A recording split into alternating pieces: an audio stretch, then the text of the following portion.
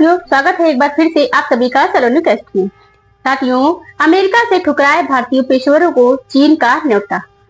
आप लोग को कल हमने जानकारी देते हुए ये बताया था कि कैसे डोनाल्ड ट्रंप ने अपने एक प्रेसिडेंशियल एग्जीक्यूटिव ऑर्डर के थ्रू दुनिया भर के जितने भी H-1B वीजा चाहने वाले लोगों को एक तरह की शर्त में उलझा दिया था। शर्त थी कि रुपए 88 लाख दो तो हम आपको अपने यहाँ एंट्री देंगे। इस पर हमने कल एक सेशन किया था और आप लोगों के सामने ये बात रखी थी कि किस तरह से अमेरिका हम लोग को ये कह रहा है कि तुम काम करने आओगे, ये तुम्हारी मजबूरी है, लेकिन पैसे दोगे इससे अमेरिकियों को मौका ज्यादा मिल सकता है, क्योंकि तुम्हें पैसे देना अमेरिकी कंपनियों को महंगा पड़ सकता है और जिससे अमेरिकी कंपनियों को अमेरिकियों को ही नौकरी देने में सहूलियत मिल सकती है। कल हमने ये जानकारी आपको दी थी, H-1B वीजा से जुड़ा हुआ सारा बवाल आपके सामने रखा था, जिसके चलते अमेरिका की जो टॉप टेक कंपनीज हैं जिनमें H-1B वीजा पाकर भारतीय लोग नौकरी करने पहुंचे हैं, उन्होंने एक तरह का आपातकाल सा घोषित कर दिया था। 24 घंटे के अंदर समस्त लोग H-1B वीजा धारक जो हैं लेकिन फिलहाल अमेरिका से बाहर है, उन्हें रातों रात वापस बुलाया था। कहा था कि अगर एक दिन भी लेट हो गए तो आप लोग को 88 लाख रुपए देने पड़ जाएंगे एक रात के। इसलिए H-1B वीजा के धारक जो H-4 वीजा के धारक थे, बोले तो परिवारजन वाले आश्रित हैं H-4, और H-1B वीजा धारकों के अगर वो आना चाहते हैं तो 24 आवर्स के अंदर पहुंच जाए, यानी कि 21 सितंबर को डेडलाइन रखी थी इन्होंने। जिस तरह का पूरा क्राइसिस बनकर आया, उस क्राइसिस के बाद हमने अपने सेशन में जिक्र के दौरान बताया था कि माहौल कैसे मतलब फट गया है, और ये फटा तो फिर अमेरिकी सरकार को एकदम चेतना आई कि यार ये तो हमने गड़बड़ कर दिया। बहुत कम शॉर्ट टाइम, बहुत कम जैसे टाइम डिसीजन दिया है, लोग हंसेंगे। हमने अपने सेशन में भी जिक्र करते हुए बताया था, पूरा डिटेल आपको दिया था। फिर सरकार ने थोड़ी सी अपने अंदर चेतना जागृत करते हुए कहा कि जो लोग ऑलरेडी H-1B वीजा धारक हैं, अगर वो लौटते हैं उनके ऊपर रुपए 88 लाख की जो एंट्री फीस है वो नहीं लगेगी। एक तरीके से जैसा कि भगदड़ मची थी अब यहाँ पर जाने के लिए, कि वहां पर अमेरिका जाने के लिए एक दिन की इसको राहत मिल गई थी। कल सुबह हमने ये जानकारी अपने ट्विटर हैंडल, जैसा कि हम आपको बता दें, हर जगह हमने ये जानकारी अपलोड की थी, बताई थी, हमारे यूट्यूब चैनल पर भी अपलोड की थी। इन्होंने राता तो फैला दिया था, रुपए 88 लाख की जानकारी दे दी थी। भारत सरकार तब भी इस चीज के लिए तैयार हो गई थी कि रातों रात अगर कोई भारतीय जाना चाहते हैं तो हम उन्हें कैसे भेज पाएंगे। तो कल जो भारतीय पेशेवर थे उनको अमेरिका पहुंचाने में भारत ने खूब मदद की। भारत की मदद और अमेरिका के द्वारा की गई बेकदरी ने किसी और को सोचने का मौका दे दिया। कल मैंने आपको सेशन में अपने जिक्र भी किया था इस बात का, और कहा भी था कि जो भारतीय पेशेवर अमेरिका नहीं जा पाएंगे उन भारतीय पेशेवरों की तरफ किन्हीं और देशों की नजर होगी। मैंने ये जानकारी कल ही आपको दी थी कि भारतीय पेशेवर को चीन और UAE नजर गड़ाए बैठे हैं, और जैसे कि तुम अगर अमेरिका नहीं जा पा रहे हो तो कम से कम IIT से पढ़ चुके हो, IIM से पढ़ लिए हो, बढ़िया इंजीनियर डिग्री हासिल कर चुके हो, तो आओ और हमारे यहाँ नौकरी करो। तुम्हें तो अल्टीमेटली लेबर ही बनना है, तुम्हें कौन सा जाकर के मालिक बनना है। साथियों, कल हमने ये सेशन किया था, आज फाइनेंशियल एक्सप्रेस की आपके सामने हम खबर साझा करते हैं, और ये खबर है, आप तारीख उठाकर देख सकते हो, 21 सितंबर की खबर है। और ये खबर ये चाइना ने बिल्कुल अपना H-1B वीजा जैसा स्टाइल में ही एक वीजा लॉन्च कर दिया है। और इसका बात करें तो जो कि इसमें क्या है ना, स्टेम टैलेंट को साउथ एशिया से अट्रैक्ट करेगा। ये जो टाइटल है उसमें अगर कोई बिंदु समझने का है तो क्या है, वो 2-3 है, और वो ये है कि H-1B वीजा की, जो कि मैं ऑलरेडी आपको बता चुकी थी, अमेरिका ने जिसके ऊपर कहा कि 88 लाख रुपए दे के प्राप्त करोगे, उसकी जगह चाइना ने ऑफर दिया है बिल्कुल वैसा ही के वीजा। उनके यहाँ पर इतने ही हाई एंड टेक्नोलॉजी वाले लोगों को बुलाने के लिए वीजा का टाइप नाम दिया गया है के वीजा, और कहा गया ये कि तो आप साइंस से हो, टेक्नोलॉजी से हो, इंजीनियरिंग से हो, मैथमेटिक्स से हो, आप किसी भी बैकग्राउंड से हो, और आप साउथ एशिया से हो, मतलब साउथ एशिया में भारत सबसे बड़ा देश है और जो कि टैलेंट एक्सपोर्ट करता है। ऐसे में सीधा सीधा भारत को एक ऑफर आया चाइना की तरफ से कि H-1B वीजा की डिमांड करते भारतीय निराश ना हो। दूसरी तरफ मंडी खुल गई है, वो सेठ जी आपको नहीं ले जा रहे, कोई बात नहीं, हमारे यहाँ आओ, इन्होंने अनाउंसमेंट कर दिया। कल ही हमने आपको बताया भी था कि आज ही ये अनाउंसमेंट हो गया। क्यों हुआ ये सब आज के सेशन में हम बताएंगे। क्या चाइना भारतीय टैलेंट को लेना चाहता है, ये हमने कल कहा था आपसे, और अगर वो ले लेता है तो वो क्या भविष्य में संभावना तलाश रहा है भारतीयों को लेकर के, इनका जिक्र करेंगे। क्या अमेरिका के लिए H1B वीजा में जो नियमों को जो भी अभी ताजा अपडेट मिला है, इन्होंने हालांकि काफी सारी सफाइयां दी हैं, इन्होंने कल से लेकर अब तक सारी चीजों में पलट भी गए हैं। ये वो सब बातें आज के सेशन में हम लोग बताएंगे, लेकिन कहीं ना कहीं किसी और ने उन पर नजर बनाई हुई थी, हम उनका जिक्र करेंगे। ये सारी बातें तो चल रही हैं, लेकिन सभी बातों में आपका दिमाग एक जगह जरूर जाता होगा, वो ये है कि हाईली स्किल्ड अगर कोई व्यक्ति है, उसके लिए अमेरिका भी लड़ रहा है, चाइना भी दावेदारी कर रहा है, यूए भी करता है। ये स्किल वाले लोग ही हैं जो पहले जाकर अमेरिका बच जाएंगे, बच गए थे। जैसा कि ये अल्टीमेटली स्किल ली कहाँ से जाती है, हाईली स्किल हुआ कहाँ से जाता है, और अमेरिका को इतना कॉन्फिडेंस कहाँ से आया कि उसने ये कह दिया कि H1B वीजा धारकों को हम रोक सकते हैं। अब मैं आपको उसके पीछे की बात बताती हूँ। जो इन दिनों में मीडिया में बहुत ज्यादा न्यूज निकल कर आई है, वो ये है असल में जब से अमेरिका ने अपने यहाँ पर आर्टिफिशियल इंटेलिजेंस का यूज करना शुरू किया, आपने खबरें देखी होंगी कि बहुत सारे लोग, जैसे कि हम बात करें, लेऑफ में हुए और बहुत सारे लोगों को रोजगार से निकाला गया, बड़ी संख्या में लोगों को नौकरी से निकाला गया, क्योंकि बहुत सारे काम अब मशीन खुद कर देती है या आर्टिफिशियल इंटेलिजेंस से हो रहे हैं। ऐसे में एआई ने जो जॉब खाई, उन जॉब के चलते जॉब क्राइसिस या फिर ये कहिए कि जॉब की बहुतायत भी हो गई थी कंपनियों के अंदर। ये भी रोकना ही चाहते थे, ये तरीका इनके द्वारा लाया गया हो, ये किसी के द्वारा भी अमेरिका ने एआई बना दिया। जैसा कि अब और उस एआई से अपने आप देख रहे हो वहां पर छटनी होना शुरू हुआ। मतलब एक चीज तो है कि अमेरिका में टॉप टेक्नो की जरूरत थी, लेकिन उससे ज्यादा एआई ने लोगों को रिप्लेस मार दिया। इसलिए एआई कोर्स जो स्थापित होता है, ऐसे में अगर आप भी इंटरनेट से रखते हैं और आर्टिफिशियल इंटेलिजेंस की स्किल सीखने में, क्योंकि बहुत सारे ऐसे दिखने भी हैं, आप सीखोगे, क्योंकि आज की दुनिया में स्किल सीखना बहुत जरूरी है अगर आप अपनी लाइफ में कुछ आगे करना चाहते हैं। जैसा कि में अगर बात करें वीजा के बारे में, नए इमिग्रेशन रूल जारी कर दिए हैं चाइना ने, और वो 1 अक्टूबर से एप्लीकेबल हो जाएंगे। अर्थात 1 अक्टूबर के बाद अगर चाइना जाना चाहते हो तो एक और वीजा टाइप लेकर जा सकते हो। अब आप पूछेंगे चाइना अल्टीमेटली जाएगा ही क्यों? क्योंकि कहीं ना कहीं टेक्नोलॉजी की बात करें, टेक्नोलॉजी की, तो वो अगर ये फीलिंग है कि इंडिया में उनकी टेक्नोलॉजी को या इस टाइम के जो लोग हैं उन्हें ये लगता है कि इंडिया में उन्हें इतनी ज्यादा इज्जत नहीं मिल रही है, पैसा नहीं मिल रहा है जितना अमेरिका देता है, तो अमेरिका से कम थोड़ा ही सही, लेकिन चाइना अगर पैसा बढ़िया देता है तो वहाँ जॉब अपॉर्चुनिटीज बढ़िया हो सकती है। तो चाइना ने बाकायदा अपने यहाँ पर एक कैटेगरी लॉन्च कर दी है। चाइना में काम करना लोगों के लिए इसलिए इन दिनों बहुत अट्रैक्टिव फील हो रहा है, क्योंकि चाइना टेक्नोलॉजी में बहुत तेजी से है, जैसा कि अमेरिका को टक्कर देते आ रहा है। हाल ही के समय पर अगर बात करें, आप लोगों ने ऑब्जर्व किया होगा कि चाइना ने अपने यहाँ पर टेक्नोलॉजी की बहुत सी कंपनियों को, जैसे फिलहाल के लिए बात करें, आपने हर व्हाइट डांस का एक टिकटॉक जैसे वाला सीन देखा था कि कैसे टिकटॉक के लिए बाइडेन ट्रम्प पगला गए। हालांकि पागल तो बाइडेन भी हुए थे टिकटॉक के लिए, क्योंकि ट्रम्प जीत के ही टिकटॉक की वजह से आई थी। यानी कि एक चाइनीज कंपनी जिसने अमेरिका की सरकार को हिला दिया, दैट इज व्हाइट डांस। और उस व्हाइट डांस का टिकटॉक ठीक इसी तरह से आपको याद होगा, एनवीडिया का जो चिप था जिसको कि अमेरिका ने चाइना को दिए जाने पर प्रतिबंध लगा दिया था, वही एनवीडिया का चिप जो कि अमेरिका मानता है कि ओपन एआई और चैटजीपीटी के काम में आया, उसी एनवीडिया के चिप का उपयोग चीन को नहीं करने दिया था।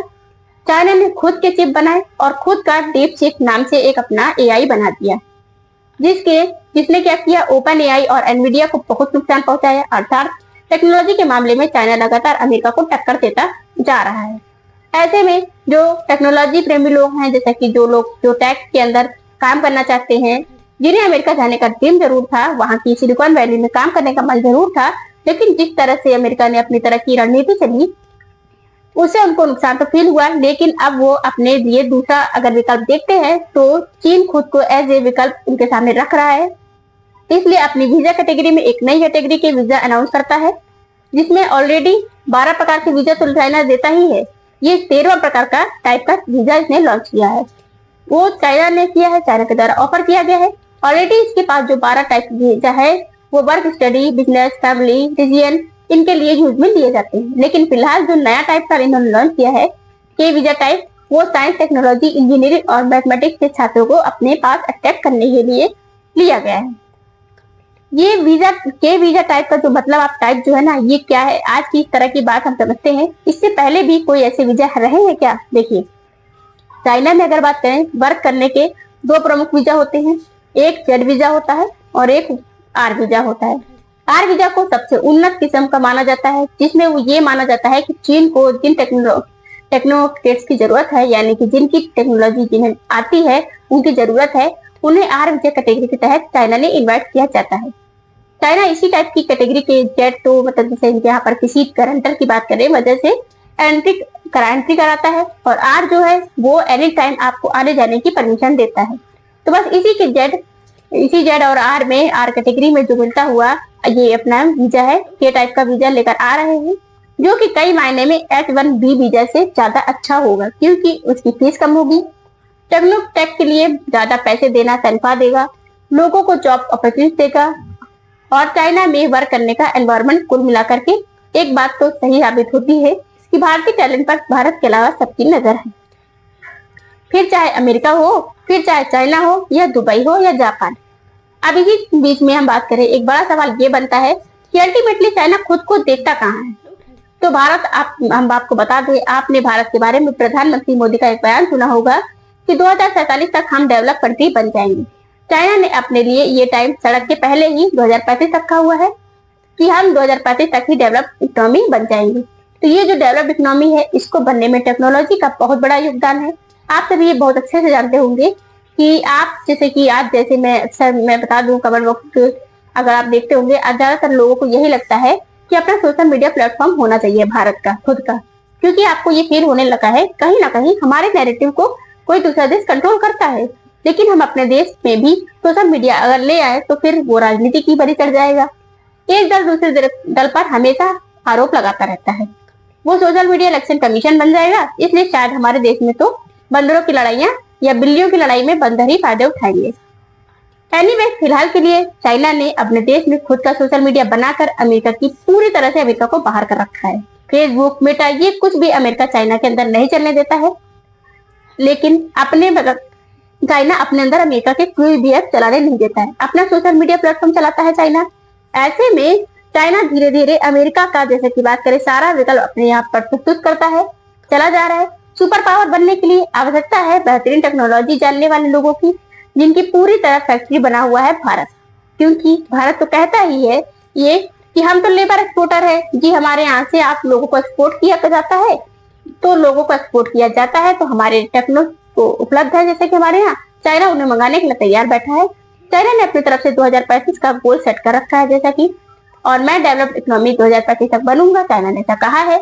इसलिए चाइना लगातार साइंस और टेक्नोलॉजी के अंदर निवेश कर रहा है, इन्वेस्ट करता है, और इन लोगों को आकर्षित करता है कि भाई चाइना पहुंचो। चाइना ने प्रॉपर 2035 का एक विजन डॉक्यूमेंट प्रस्तुत किया हुआ है। कहीं ना कहीं उसके दिमाग में ख्याल है ये कि जब भी टॉप टेक, जैसे कि टेक कंपनी देखी जाती है, तो उसमें एक भी चाइनीज कंपनी नहीं है। अब आप में से कुछ लोग ये भी कहेंगे कि भारत की भी तो कंपनी नहीं है कोई, भारत का भी तो विजन भी 47 में हम लोग हैं। हम लोग तो चाइना से पीछे आगे निकलने की बात करते ही नहीं है, उनसे पीछे हमेशा से रहे। हम लोग खुद ही कहते हैं चाइना तुम आगे बढ़ो, थोड़ा आगे चलो, फिर हम तुमको पीछे देकर आएंगे, आगे बढ़ेंगे। ऐसे में चाइना का कहीं ना कहीं हाल ही में दुनिया के सामने DeepSeek की प्रस्तुति हो या फिर टिकटॉक के द्वारा तहलका, ये सब इनकी भविष्य महत्वाकांक्षाओं की बात करें तो दर्शाता है कि चाइना अमेरिका को टक्कर देना चाह रहा है। और यही कारण है कि चाइना की एम्बेसी जो US में है, उसने भी इस वीजा के प्रमोशन कर दिया है। जैसा कि इस वीजा का ये तक कह दिया कि अगर अमेरिकियों को लगता है कि वो आना चाहते हैं चाइना काम करने, आ जाओ, आपकी हमें जरूरत है। चाइना अब दुनिया भर के टैलेंट को अपने यहाँ आकर्षित कर रहा है। दुनिया भर के बहुत सारे जो रिसर्च और एडवाइजर्स हैं, वो अपनी तरफ से इन बातों को लिख रहे हैं कि चलो चाइना वहां चल के चाइना के अंदर जैसे कि नौकरी करके बढ़िया पैसे कमाएंगे और चाइना को ग्रेट बनाएंगे। बस नीड क्या है, आप हम इस बात को कब समझेंगे। खैर, अब ये सवाल आता है कि चाइना क्या लोगों को वैसे ही पसंद आया जाएगा जैसे यूरोप पसंद आया था, जैसे अमेरिका पसंद आया। अब मैं ये बात आपको बता दूं, क्योंकि भारत एक लोकतांत्रिक देश है और लोकतंत्र को, लोकतांत्रिक देश में जो लोग पले बड़े हैं, उन्हें डेमोक्रेटिक वैल्यूज, चाहे वो अमेरिका की हो या यूरोप की हो, वो अट्रैक्ट करती है। चाइना में डेमोक्रेसी नहीं है, जैसा कि सिंगल पार्टी सिस्टम है। ऐसे में एक चाइनीज सरकार जो होती है ना, जिस चीज को चाहती है वो दिखाती है, जिस चीज को चाहे वो रोक लेती है। ऐसे में भारतीय लोग जो भारतीय डेमोक्रेटिक सिस्टम से पले बड़े हैं, क्या वो लोग आगे जाकर चाइना में उतना ही कंफर्ट फील कर पाएंगे? ये बात आपको अवश्य ही सोचने का विषय है आपके लिए। मैं ऐसा क्यों बोल रही हूँ? क्योंकि मैं आपको बता दूं, चाइना में फिलहाल काम करने गए हुए विदेशियों की संख्या में बताऊं तो आंकड़े के अनुसार बताती हूँ, चाइना में 7400 के आसपास भारतीय काम करते हैं अभी वर्तमान में। वहीं अगर आप दुबई उठा के देखोगे तो वहां पर 35 लाख भारतीय आपको मिलेंगे काम करते हुए, और अमेरिका अगर उठाकर देखोगे तो 20 लाख भारतीय काम करते, इतना बड़ा नंबर वहां पर आपको दिखेगा। नंबर गैप आपको देखने को मिलेगा इसमें अमेरिका और चाइना के बीच में। ये एक बहुत बड़ा कारण भारत और चीन के अच्छे संबंध ना होना भी हो सकता है। लेकिन अगर बात करें तो ऐसे संबंध तो अमेरिका से भी हमारे कौन से बढ़िया हैं, फिर भी हम भर भर के बात ही वहां पर जाते हैं। इसका मतलब ये हुआ है कि भारत चीन के साथ में वो कंफर्ट फील नहीं करता है, भारतीय लोग उतना खुलापन महसूस नहीं करते। इसी वजह से चाइना के द्वारा पहले भी भारतीय लोगों की वीजा छूट दी गई थी, लेकिन भारतीय लोगों की जो नेचुरल, जैसे कि हम बात करें, एक नेशन रही है वो यूरोप और अमेरिका रही है। देखिए, हम तो अल्टीमेटली यही चाहेंगे कि सब रुके, भारत में रुके, भारत को बड़ा बनाए, भारत के अंदर ही सारे टेक्नो रहे, भारत सरकार उन्हें रोक पाए, भारत सरकार उन्हें लायक कुछ सुविधाएं उपलब्ध करा पाए, उनके लिए इस तरह का इकोसिस्टम बना पाए, सो दैट वो भारत के अंदर ही ग्रेटनेस इन्वॉल्व करे। खैर, फिलहाल के लिए चाइना पूरी तरह से भारत को बनाने में लगा है। इस बार बात करें, जब वांग वी आए थे तब भी ये कहकर गए थे कि हम वीजा देना चाहते हैं, ठीक है, उन लोगों जो कि भारत चाइना के अंदर आकर काम करना चाहते हैं भारतीय लोग। कुल जमा अर्थ ये होता है कि भारतीय टैलेंट पर भारत के अलावा चीन की नजर है। अब ये जापान की देख लीजिए, आप देखोगे जापान वाले नजर बनाए हुए बैठे हुए हैं, ऐसे ही ये ताइवान वाले उठकर देखते हैं, ये लोग भी नजर गड़ाए हुए हैं भारतीयों पर। ताइवान वाले भी बढ़िया नजर बनाकर बैठे हुए हैं कि हमें इंडिया का स्किल्ड आदमी चाहिए। तो भाई साहब, स्किल सीखनी है तो जितना हो सके स्किल पर फोकस करिए, क्योंकि अल्टीमेटली स्किल ही आपको आने वाले समय में टिकाकर चलने वाली है। अमेरिका ने H1B वीजा धारकों के लिए हाल ही में एक सफाई दे दी है। सफाई में कहा क्या है कि हमने जो फीस बताई थी 88 लाख, वो सालाना फीस नहीं है, उसको हम वन टाइम फीस के रूप में बताने जा रहे हैं। जबकि लुटनिक ट्रंप के बगल में चीख चीख कर चिल्ला कर कह रहे थे कि ये सालाना फीस है, सालाना फीस है। लेकिन जिस तरह का उन्हें उनकी कंपनियों के द्वारा बैकफायर मिला है, सर अगर सालाना फीस हो गई तो हम हैंडल नहीं कर पाएंगे। फाइनली इन्होंने इसे वन टाइम फीस करार कर दिया है, यानी 3 साल या 6 साल इसके लिए एक बार की फीस को करार किया है। दूसरा, इन्होंने कहा कि जो ऑलरेडी बाहर गए हुए हैं छुट्टियों में, अगर वो वापस आना चाहते हैं, मैं उन पर भी ये फीस लागू नहीं होगी, ताकि पूरी दुनिया में इस बात का ये जो ह्यू एंड क्राई ना मचे। ठीक, इन्होंने अपनी तरफ से क्लियरली दे दी है कि ये कहा है कि भविष्य में जो लोग आगे वीजा लेंगे उन पर ये $1 लाख की फीस यानी कि 88 लाख की फीस लागू होगी, अन्य पर ये लागू नहीं होगी। कुल मिलाकर अमेरिका ने अपने साथ में ये जो दांव खेला, इसका इन्होंने अपने देश में भी प्रतिक्रिया स्वरूप चीजों को तो देख लिया। देखते हैं कल के समय पर बाजार इस बात पर कैसे रिस्पॉन्ड करता है।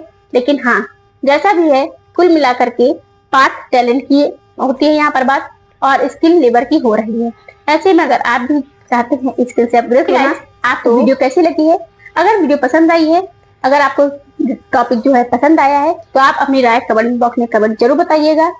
चैनल को सब्सक्राइब कर लेना, चैनल पर नए आए हो तो बेल आइकन को ऑन भी कर लेना, जिससे कि आपको आगे की वीडियोस की नोटिफिकेशन मिलती रहे। Thank you for the watching.